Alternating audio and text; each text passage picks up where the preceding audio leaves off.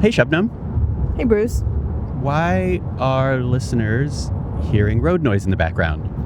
Well, we're on the road as part of our Ear Hustle Live Roadshow, and today we're driving from Oklahoma City to Dallas for, the 9th out of our 10 performances. Which has been so much fun, and people will certainly be hearing more about that in the future. We also, just to say, we were in Oklahoma City because we brought the show into 2 women's prisons in Oklahoma, and the second of them was yesterday and was near Oklahoma City. It was beautiful, really rewarding, really special, and one of the hottest experiences I've ever had. I drank a lot of water. It was 100 degrees yesterday, and the place where we performed the live show at the prison was not air conditioned, but it was great though. I think everyone really appreciated it. Yep. All right, and before we get into what we're here to talk about, just remind listeners what your role on Ear Hustle is. I'm the managing producer, so I handle a lot of what goes on outside of the audio production, so communications, social media, newsletter, handling a lot of our events and logistics, and a lot of the fun and different collaborations we get to do with outside groups. Just a really fun and diverse list of activities, also including cat herding.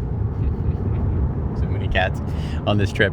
All right, so what we're here to do today is do these things called sleeper hits, which is every person on the Ear Hustle staff picks an episode from our archives that they really liked but feel like maybe didn't get the attention that it deserved when we first dropped it. So we're revisiting it. We'll talk about it a bit now, and then we'll listen to it, and then we'll come back at the end and say some more about it. So what episode have you chosen for us? So the episode I chose is called Future on Ice. And I remember when I first heard it, before I worked for Ear Hustle, and I was just a fan, and I thought with so much more money being dedicated to ICE and all of the changes and events happening in this country, I thought it'd be interesting to listen and see how relevant it still is, the episode. Which, if memory serves, and the fun thing about this is that we don't go back and listen to the episodes before we have this conversation, so today we're going to listen to it in the car. And this is the first time you or I have heard this in quite some time. In fact, I don't think I've listened to it since I was an Ear Hustle fan, and I've been at Ear Hustle a year or two longer than you. So I think it was, you know what it was? The last time I listened to it was in Guatemala when I was interviewing for the job. So it was in 2019, the beginning of 2019, and Future on Ice is about immigration and incarceration. Okay, so without further ado, here is Future on Ice, which originally dropped September 26th, 2018. Chương trình phát thanh hôm nay que no es apropiada para toda un langage qui peut pas être approprié pour puede no ser apropiado. This episode of Ear Hustle contains language that may not be appropriate for all listeners. Discretion is advised.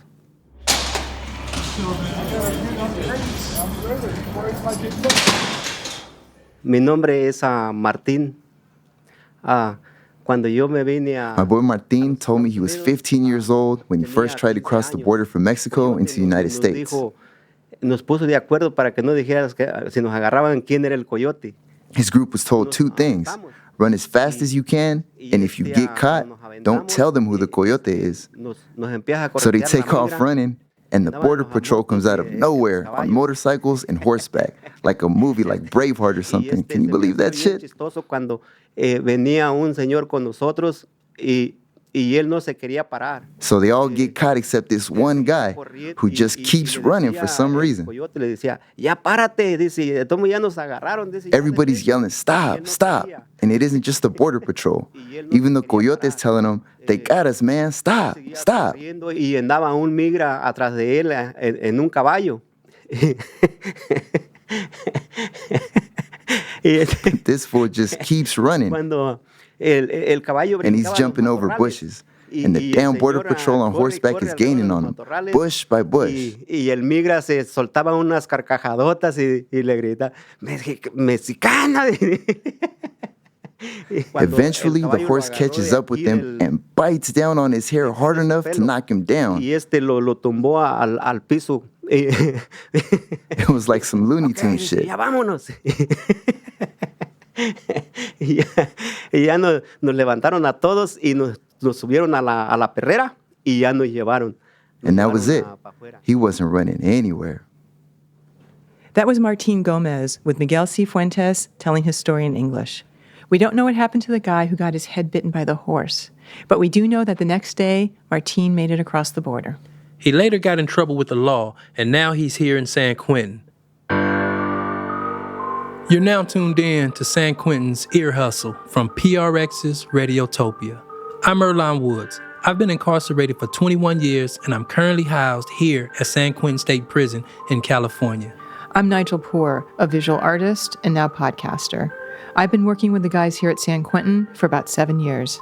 And together, we're going to take you inside.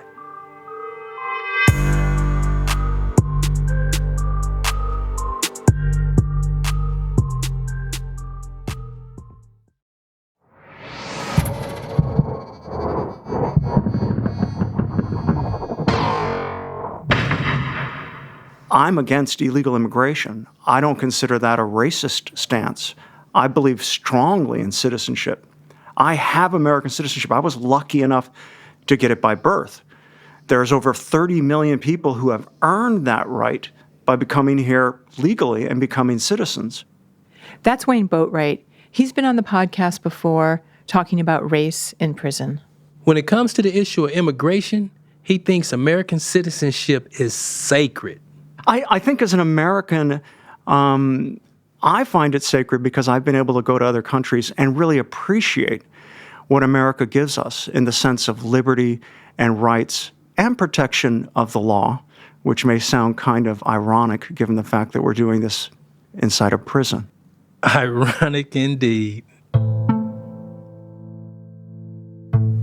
Earlonne, immigration and crime is a hot-button issue. And when an undocumented immigrant commits a serious crime, it might even end up on Trump's Twitter feed. So I've heard. It's outrageous. Yeah, but that ignores the fact that immigrants, documented or undocumented, commit crimes at a lower rate than native-born Americans. There's a fair number of guys here from other countries, and I've seen tension between races, but I've never got the feeling that there's any hostility towards immigrants. I just haven't seen it come up.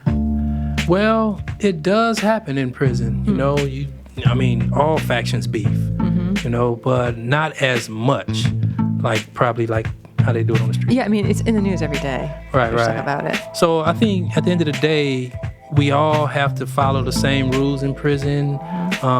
It don't matter if you were born in another country.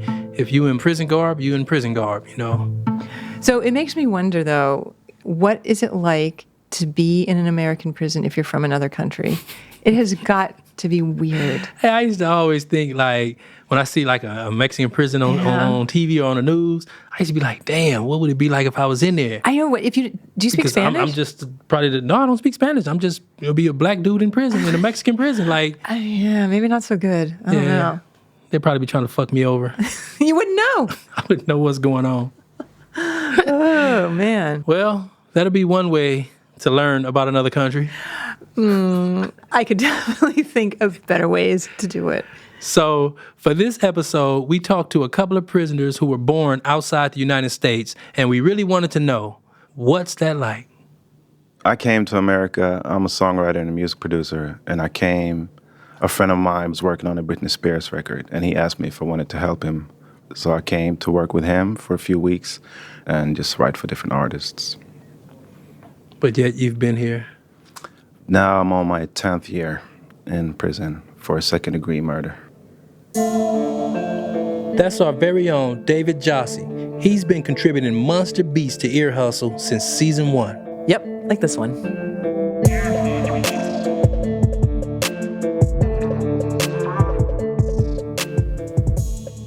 Here I came to America to fulfill my dream, and now I'm sitting in an interview on a murder charge. It's overwhelming. It's just too shocking, Being in that situation would never be anything that anybody could imagine. But when you add that you're in a different country, it adds to the fear factor. And the only thing I knew about American prisons was from movies. The crime that Jassy's in for took place in LA while he was out here working on music. He was convicted of second-degree murder for an altercation at a crosswalk that turned deadly. It was his first encounter with the American legal system.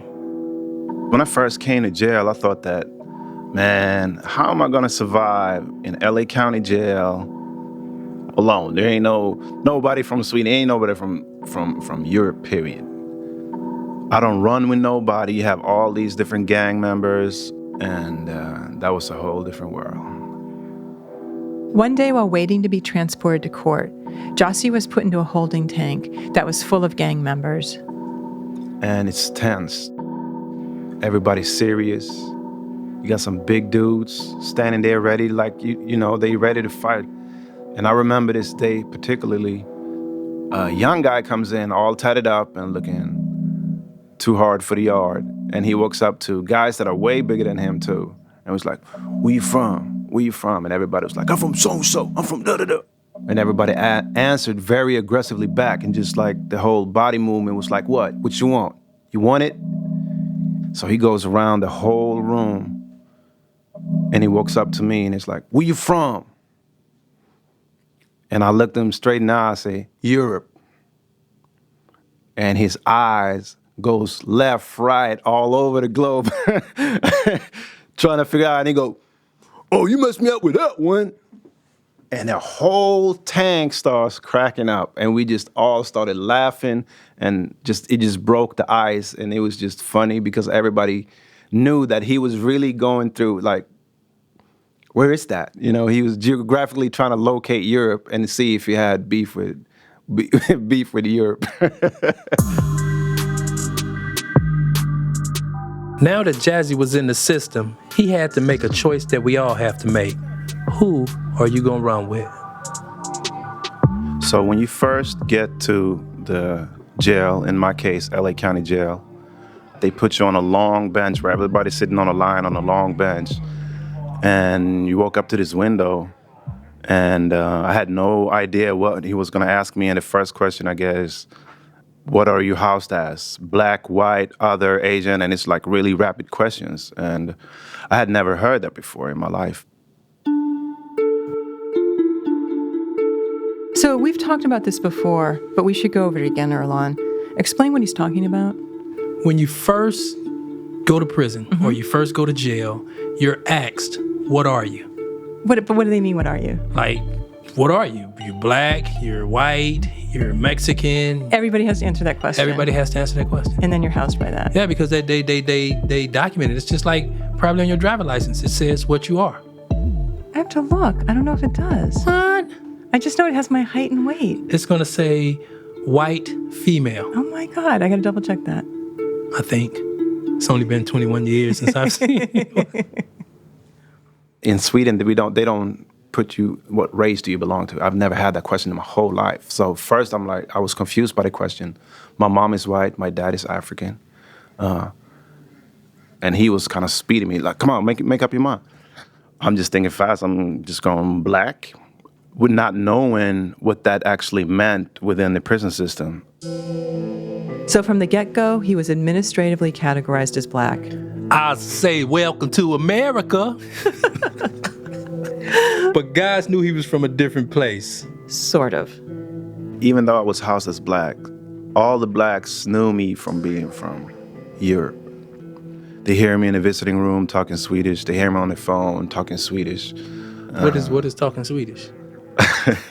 Om jag pratar så här, om jag bara pratar svenska, som när jag pratar med min flickvän på telefonen, eller om jag ringer någon annan.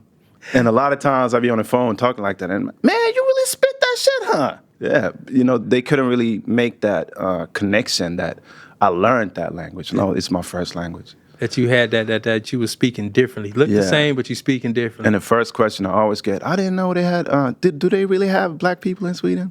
You know, I had a lot of funny questions like that. I remember one guy in LA County Jail, he was like, you guys have hip hop in Sweden? I said, yeah. You guys got Lil Wayne? I said, yeah. He said, so every time Lil Wayne goes there, he rap in Swedish?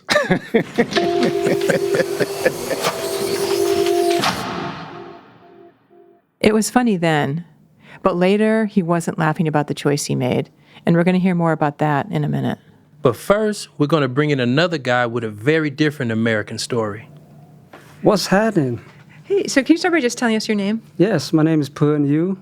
But I know you by a different name. Yeah, most people call me Sane, but I'm trying to transition back to my birth name. There's nothing wrong with Sane, because that means that you're sane. Well, that's what I was going to ask him. Where does that name come from, Sane? Sane is short for insane. And then I was trying to cut that out, trying to be a better person, so I came to Sane. And now I'm trying to come all the way back to my birth name, which is Phoeun.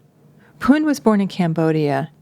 He left when he was 5, but he still has a few memories of life there before his family had to flee. He remembers his critters, like this beetle. I would tie a string to it and allow it to fly in the air, you know what I mean? And I walk with it like it was a kite or something. But I remember me and my brothers do that quite often. Phoeun's last memory of Cambodia was fleeing the Khmer Rouge. They were killing everybody who was educated. It became known as the Killing Fields. We had to leave. I don't remember packing up and leaving, but I remember traveling like on foot with me being on my dad's back.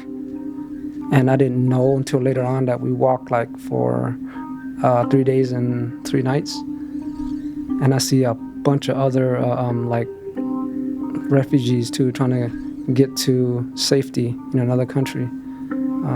We ended up in Thailand. Phoeun and his family spent about 2 years in a refugee camp in Thailand before being admitted to the United States.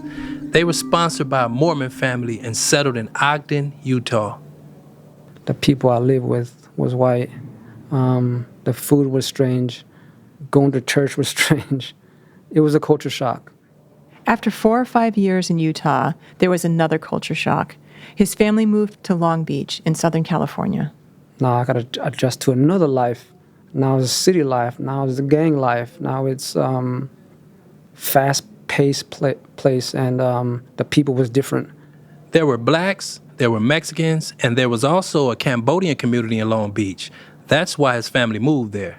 Phoeun had a lot of brothers and sisters, and even though his parents were strict, they couldn't keep him away from the Cambodian gang. This is around the time when he picked up that nickname, Insane. We were new arrivals to Long Beach. Blacks and Mexicans were already there. And I don't think they liked us invading their territory. So from school, we started fighting with them. Coming home, we started fighting with them also. Oftentimes, we would often lose because we were outnumbered. So that's when, for me, the gang started. We started building our own, like, core nucleus of guys so that way we can start defending ourselves. We hear this a lot in prison. A guy looks for acceptance, joins a gang, then there's trouble. In Phoeun's case, he got into a conflict with a Mexican gang, and he killed somebody. He was 21 years old. He'd never been arrested before, and he went from the streets to a maximum security level 4 prison. More culture shock. Going to the 4-yard was really scary for me. Yeah, I look around and I see like men, huge men, different races, tattoos all over their faces, their bodies. And I feel like I was a little boy amongst men. Phoeun faced the same choice Jassy had to make. Which category would he belong to? The choice is simple: Asian Pacific Islanders. That group includes anybody from Pakistan to Polynesia, Asia to the Pacific. And within that category, Phoeun found other Cambodians to run with. For Jassy, it wasn't so easy. Remember, Jassy is Swedish, but he identified as black.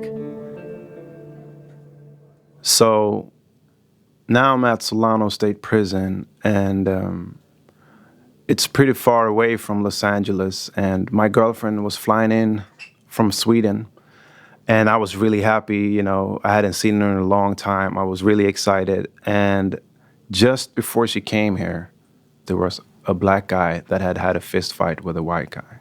So all the blacks and all the whites were on lockdown. And just because I was housed as black, I was not allowed to go out. Now I'm on lockdown, and it hits me. I realize, I'm like, wow, she really took that trip in vain. She's on a plane now, not knowing what's going on. There's no way for me to contact her. And it's devastating. Jassy had to figure something out. He had a young son back in Sweden, and he didn't want to be on lockdown when he came to visit. Over and over, Black kept going on lockdown. Not that Blacks were more violent, it's just that the Blacks make up a way bigger percentage in the prison population. So the chances of us going on lockdown, or the risk, I would say, are much bigger. This was a few years ago. Now in California state prisons, lockdowns cannot be done by race. Ooh. That shit used to suck. Yeah, I'm surprised they could do it, actually. Yeah, I think it seems was illegal. It might have been. But I'll tell you, it sucked because you'll be sitting there like, fuck. You see everybody else walking by. But at the time, Jassy was in Solano State Prison. Race lockdowns were still in play. And Jassy was regretting his choice. He decided he didn't want to be classified as Black anymore. I remember going to my counselor. I said, man, there's been a misunderstanding, man. And he was like, man, I wouldn't make that transition if I was you. You know, the Blacks gonna start tripping and da-da-da-da-da. And I was like, I don't care. He wanted to be reclassified as other. Yep. There's a racial category in prison called other for everyone who doesn't fit in the usual categories.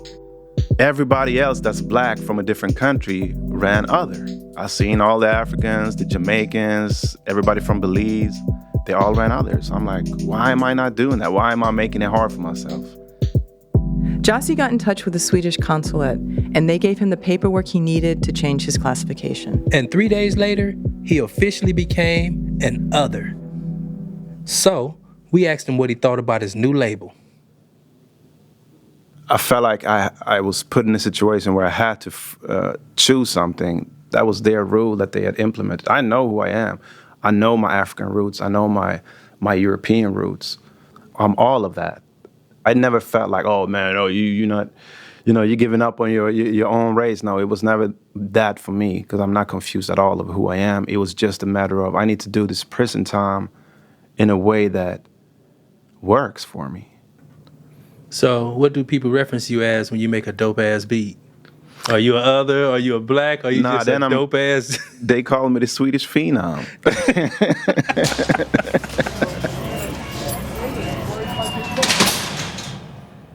So I got this tattoo approximately 20 years ago. Phoeun's tattoo is really noticeable. It covers half his neck, and it says in cursive, the killing fields. And the killing fields represents two things. One is the history of my people and what they've been through. And it also serves as an identity piece for prison, where the Asian Pacific Islander community, when they see it, they're going to acknowledge that, okay, I know who he is, where he's from, Cambodia.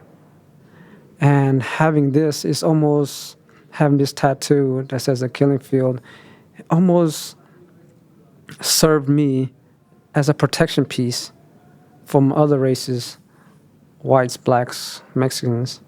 When they see this, they're not going to understand this is my culture, this is my history. They're not going to understand that. But they're going to see it as potentially a threat, somebody that they don't want to mess with. When you see that, what do you think on his neck? What would you think it meant? Oh, shit, he's probably about the business, Yeah. Yeah. All right, here's one more thing about Phoeun we haven't told you yet. He had refugee status, but he never became a citizen. He said he never even thought about it, but now it's starting to weigh on him. When you come to prison, being a citizen doesn't matter. People don't care. That's the last thing on their mind. So why is it starting to matter now? It's starting to matter because I want to leave prison and return to the community that I harmed and make amends. So when I get out, because I'm not a citizen, there's a strong possibility that I'll get deported.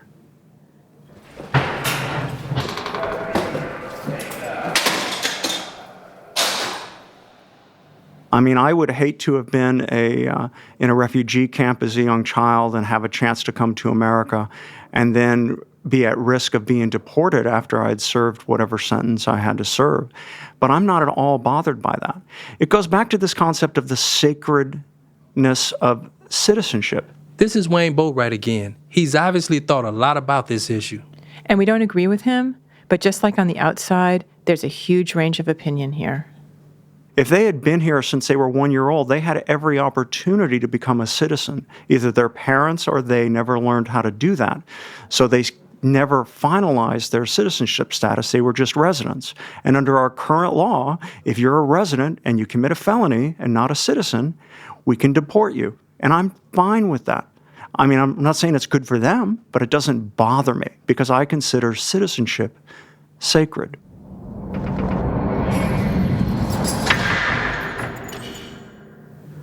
So where would you get deported to? I'll probably go back to Cambodia, probably Battambang. I'm not 100% sure.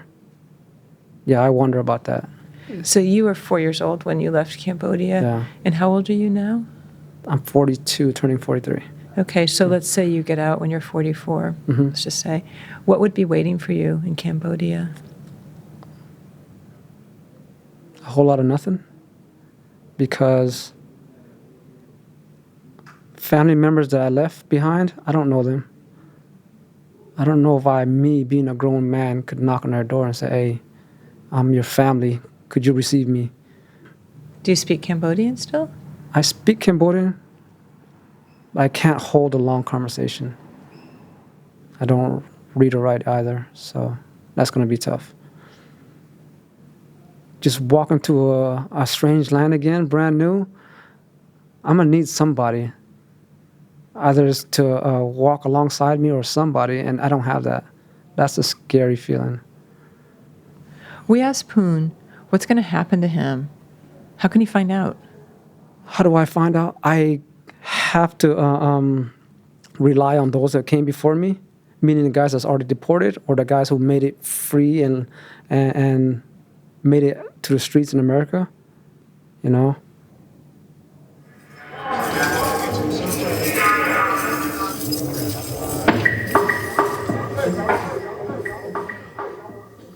I was raised in a refugee camp until I was like 4.5 years old. And then after that, we immigrated to the United States in around 1985. Okay. And how old were you when you got here? I was 4.5, turning 5. This is Borey I, or PJ as he's known here. PJ's story is like Phoeun's. His family left Cambodia to escape the killing fields. But unlike Phoeun, PJ never stepped foot in Cambodia. He was born in Thailand, in that refugee camp. In the U.S., PJ got involved with gangs. When he was 14, he killed someone during a robbery. When he was 15, he was tried as an adult and sentenced to 25 years to life. And like Phoeun, he wasn't a citizen. No. His family got citizenship, but he couldn't because he was in prison. PJ served 20 years, and in November 2016, he was found suitable by the parole board. That's right, he's out of prison. And I had to go to Oakland to meet with him. His story is so similar to Phoeun's. Sure is. And I wanted to find out what happened to him when he got out of San Quentin. And maybe that would give us some sense of what Phoeun might be facing. PJ was ready. He had his parole plans all worked out, a job, a place to stay, even a new outfit. A gray shirt with 2 pockets, blue Levi's, and Timberland boots. They're pretty heavy, actually. They are heavy. They're really heavy, but comfortable. And then how did it feel when you put those clothes on? It felt great. It felt odd, right? It felt like knowing like this is my last day in prison, knowing that this is different, right? You feel different, but then the clothes like substantiate that I'm no longer in blue, right? I'm no longer in like a blue shirt, prison outfit. Yeah. About a month before his date, his counselor told PJ that ICE, Immigration and Customs Enforcement, might be there waiting for him. But he didn't know for sure, and he put it out of his mind. But the day of his release, when he was sitting in San Quentin's holding tank, he learned that ICE was going to pick him up. As I walk out the tank, there's 2 ICE officers waiting. I know, I mean, they had handcuffs and everything. They told me, just leave my property there, they pick it up. You can't take off my shoes, the Timberland shoes. I take that out because they can't have shoelaces. Took my belt out, because you can't have a belt either. So I took my belt out, and then they shackled me right from head to toe. And then the ICE officers put him in a van. It was like a dog cage, man, we call it, in the van, because it's all metal concrete, like it's metal. All the way around is the metal bench. And so they put me in there, and I sat on this metal seat, and they drove me to San Francisco. In San Francisco, he was processed in an ICE field office, then sent to Sacramento in that same van. He was shackled again, so he couldn't get the seatbelt on. So I'm sliding, and then I remember like when he stopped, and I hit my head in the cages, like, and I think I cut myself. And that moment, I woke up, like I'm back in prison again.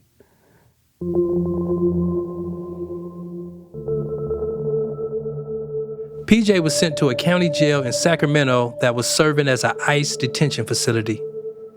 I think they're just like a camp. I don't think it's like a prison. I think that they have extra rights and privileges in there. They have a good meal. They're taken care of. They're kept safe. They're not allowed to leave it. They go to school. They go to exercises. They do stuff in these detention centers. Obviously, I've never been to one. I have no idea what it is.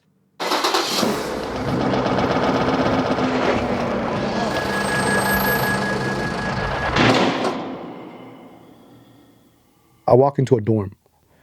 It's shocking. The people are running everywhere, surrounded by people from all different cultures, people who's never been in prison before, people who's off the street, who detoxing from drugs.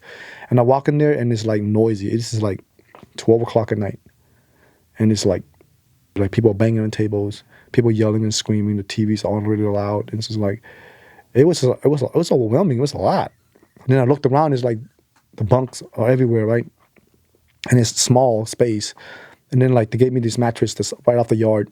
But I remember looking at the mattress, there's like bugs crawling all over it. It's so nasty. And then they don't give you any type of disinfectant to clean it, nothing. Just give it to you, throw 3 wool blanket, here, deal with it, go in the pot. And that was it. When I was in the county jail, I didn't go anywhere for a year and a half. I was in a pod. I walked 20 feet a day. I was sitting on my bed most of the time. So my muscle was falling asleep, right? And my joint and everything was falling asleep because I wasn't used to walking. PJ spent a total of 19 months in ICE detention. He was waiting to be deported, and we can't say back to Cambodia because he's never been there. But that's where the U.S. government wants to send him. The problem is the Cambodian government hasn't provided the necessary paperwork, so ICE released him from detention. So I'm under order supervision right now on the ankle monitor. At any time Cambodia change their mind and issue documents, ICE will come and detain me again, and then they'll deport me. So I've been out for 3 months, and so I'm living in San Francisco. I'm living in limbo. I'm waiting to see what's going to happen next. But how can it end? What needs to happen to let you stay here? Right now, if the governor will give me a pardon for my crime, for my past crime, that would take it. Is that the only thing? That's the only thing. And how likely is that? It's up to the governor. If you did get deported, what's waiting for you in Cambodia? Nothing.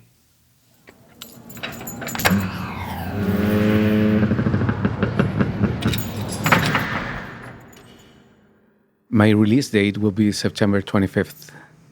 In 32 days, I'll be gone. Marco Villa's been in the United States for 32 years and in a California prison for 10 and a half. He's not a citizen. When he's released, he faces another one of those stark choices that prisoners have to make. And what's going to happen when you walk out that gate? Well, I'm going to be asked by the immigration if I want to file my case, file my papers, because I had a social security number and a green card, and I had it for 20 years. And but what I know, as far as I know, is about 5% possibilities for me to win my case.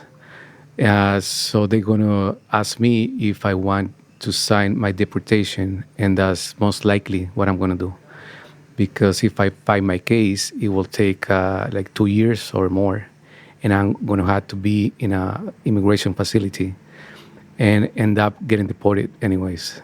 I mean, with a 5% chance to stay in here, I think it's not worth it to take that risk.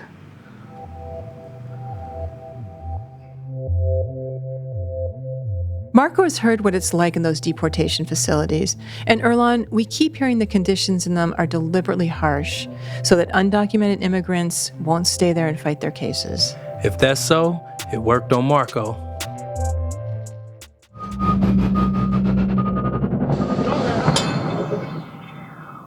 If you knew when you got out you were going to be deported back to Cambodia, would you rather stay in prison or would you rather get out and go back to Cambodia? This thought crossed my mind a lot. After 20 plus 23 so far, I don't want to sit in immigration, be detained further. I want to be free. Yeah, I want to be free. So I don't know if I want to challenge the policy or not.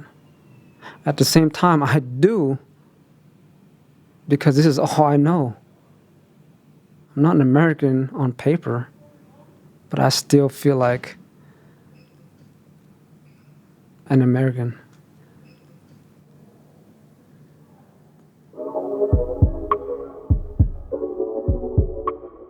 So Phoeun's probably going to fight deportation to Cambodia.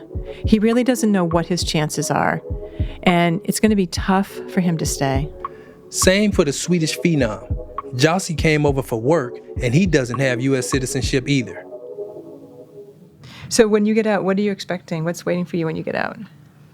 Well, first thing is my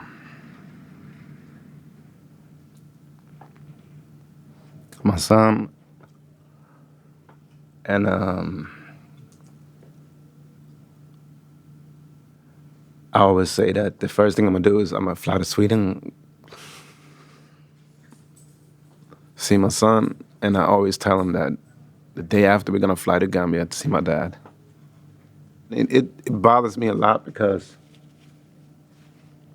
I have a lot of guilt for getting into this situation and to have him growing up without me.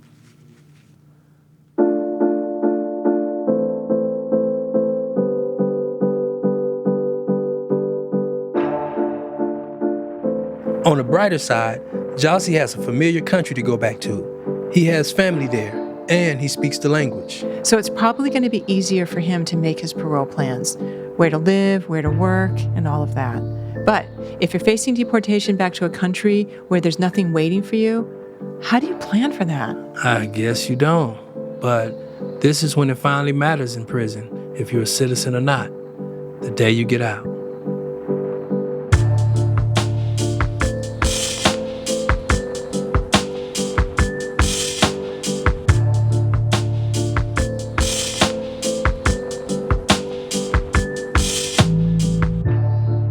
Thanks to David Jassy, Phoeun Yu, PJ Borey, and Marco Villa for talking to us about their hopes and fears. And don't forget about Miguel Sifuentes, who translated Martin Gomez's story at the top of the episode. And thanks to Wayne Boatwright for sharing his thoughts with us. And shout out to Snap Judgment for letting us record PJ in their Oakland studio. When we come back, we'll have a count time for you. That's when we play a little something extra we want you to hear.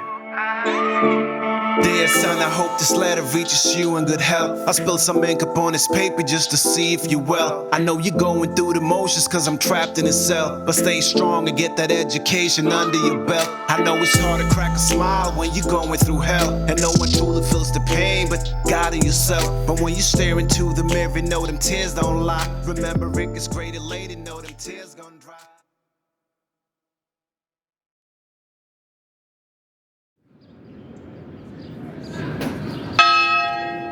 Count time!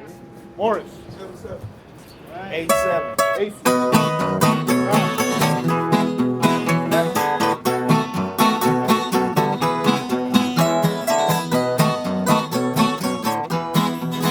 when I walk down into the yard, I hear these guys and I can't see where it's coming from. And it just gives me the biggest smile every time.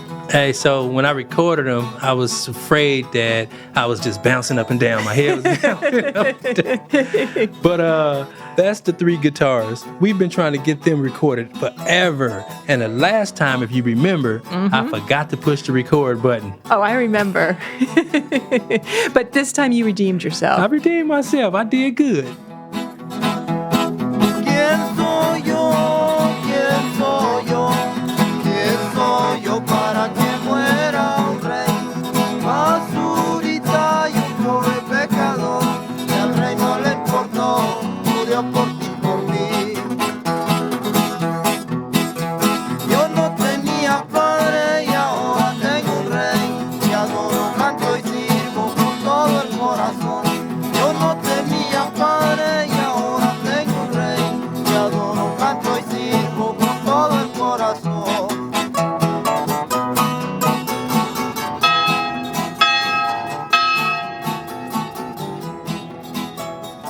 That's Jose, Vicente, and Jerry, the three guitarists. Ear Hustle is produced by myself, Nigel Poor, and me, Erline Woods, with help from outside producer Pat Mesiti-Miller, who also comes in to work with our sound design team. This episode was scored with music by David Jassy and Antoine Williams. Curtis Fox is our story editor, Aaron Wade's our digital producer, and Julie Shapiro is our executive producer for Radiotopia. We want to thank Warden Ron Davis, and as you know, every episode has to be approved by this guy here. This is Lieutenant Sam Robinson at San Quentin State Prison, and I think this story demonstrates that just as divergent the views are outside the walls of the prison, they are inside the prison. And so, as I always do, I approve the story. Next time on Ear Hustle, the history of San Quentin, partially based on the book by Warden Clinton T. Duffy, written in 1950. I had known since my boyhood that one of the principal causes of bitterness among imprisoned men is that invisible barrier, much more impregnable than a mere concrete wall, between them and the outside world. Ear Hustle is a proud member of Radiotopia from PRX, a collection of the best podcasts around. Hear more at radiotopia.fm. This is Ali Tambora, who used to be a resident here at San Quentin State Prison. I now work for the Chan Zuckerberg Initiative. This podcast was made possible with support from the Chan Zuckerberg Initiative, working to redesign the justice system by building power and opportunity for communities impacted by incarceration. I'm Nigel Poor. And I'm Erline Woods. Thanks for ear hustling.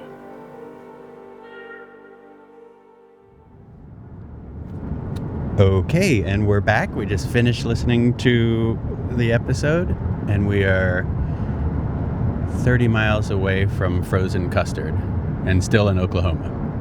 Where should we begin, Jubnum? Really excited for frozen custard. But other than that, yeah, it was really interesting to hear this episode, and I kept thinking about, in many ways, how things have changed, and I was really interested to know how the folks in the episode are doing now. Do you know? Yeah, I do know about 3 of them.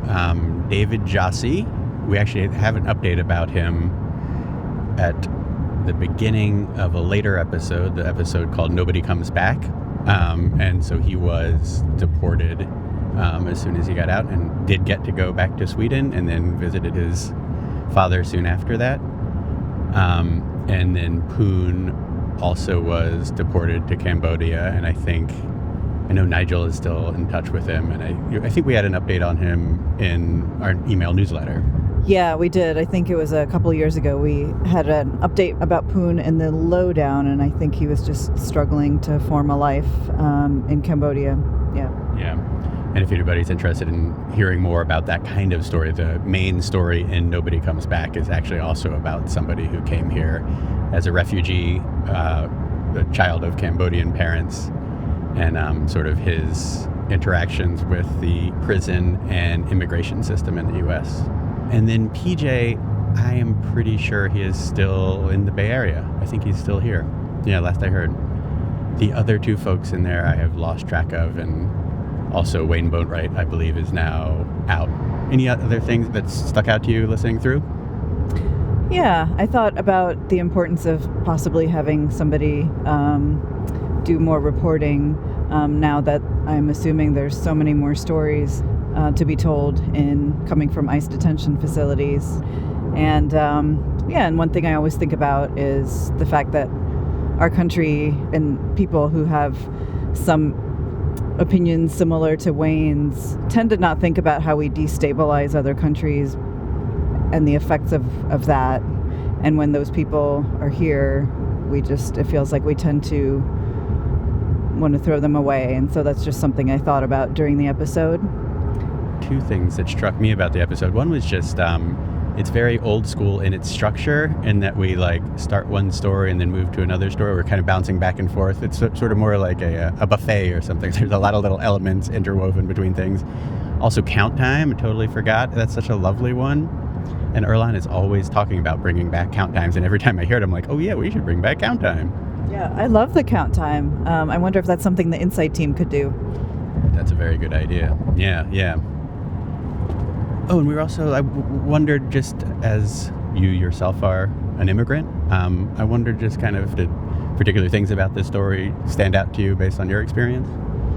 Yeah, I mean, I moved to the U.S. when I was a kid, but yeah, the experience David Jassy had of just the questions people ask. I think I definitely got a lot of similar questions when I moved here as a kid, like, do people sing the same songs but in a different language in different countries? And I definitely moved to a part of the world or a part of this country where people don't travel or didn't travel as much, and so it was such a weird feeling to realize that many Americans aren't familiar with the rest of the world in the same way that the rest of the world is familiar with America. Yeah, totally.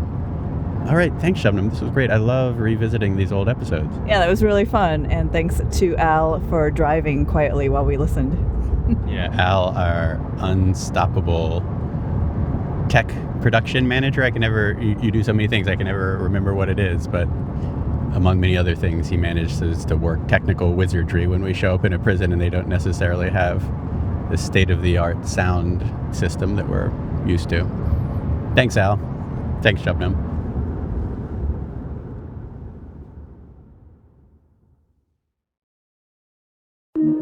Radiotopia.